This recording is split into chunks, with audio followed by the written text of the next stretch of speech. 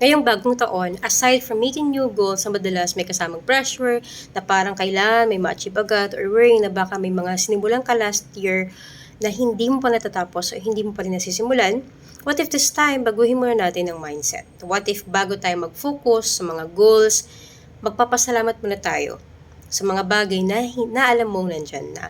Like your health, your significant other, your family, or people who supported you. Like your friends, your colleagues, or other activities or habits na nagawa mo na or kahit ano paman na tumulong sa'yo makasurvive last year. Kasi kung saan tayo nakafocus, doon din lumalawak yung energy natin.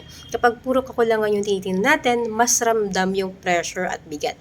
Pero kapag mas pinapansin natin kung ano yung meron, mas nagkakaroon tayo ng sense of peace, clarity, and motivation.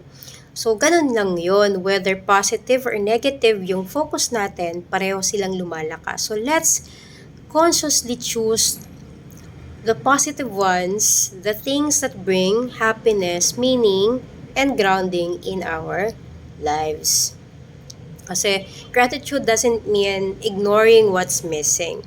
It simply means acknowledging that despite everything, may mga bagay pa rin worth being grateful for. And that's a healthier kind of way to start the year.